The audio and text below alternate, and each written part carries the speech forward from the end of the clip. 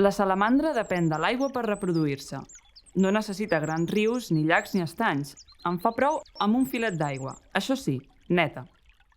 El nostre és un país mediterrani, cosit de fonts, rieres, torrents, rambles i gorgs, on hi crien les salamandres, i també solcat per rius, estanys, llacs, aiguamolls i llacunes litorals que acullen una vida d'una varietat enorme.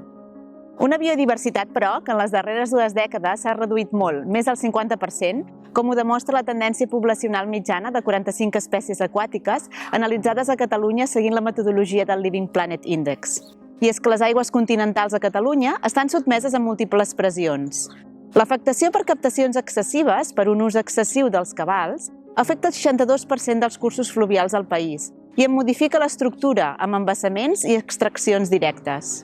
Menys visibles, les extraccions excessives d'aigües subterrànies afecten el 86% dels aqüífers catalans i provoca l'assecament de fonts, rieres i cursos fluvials i la intrusió salina a prop del mar.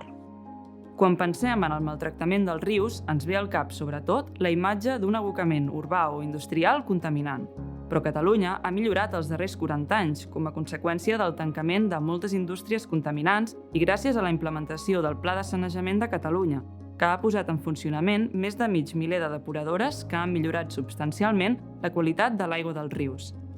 Però, malgrat tot, l'estat dels rius catalans no és el desitjable, ja que dels més de 6.000 quilòmetres de cursos fluvials de Catalunya avaluats, la gran majoria no assoleixen l'estat de bona qualitat que requereix Europa i encara es troben en un estat químic, ecològic i hidromorfològic dolent i hi tenim ecosistemes amb una estructura o funcionament inadequats. L'impacte de l'activitat agrícola hi té molt a veure, tant per extraccions com per contaminació difusa, que és una afectació molt important als nostres rius. L'artificialització de les lleres és també un factor amb un impacte molt elevat sobre les riberes i els hàbitats riberencs.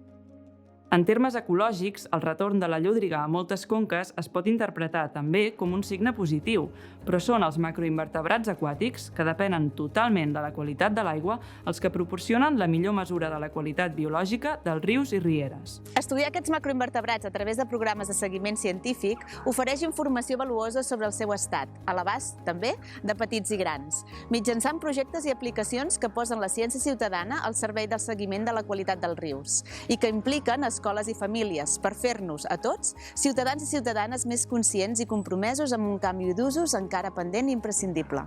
Un ús responsable de l'aigua que garanteixi la vida de les persones i les múltiples formes de vida que fan de les nostres aigües continentals ecosistemes funcionals, complexos i vius.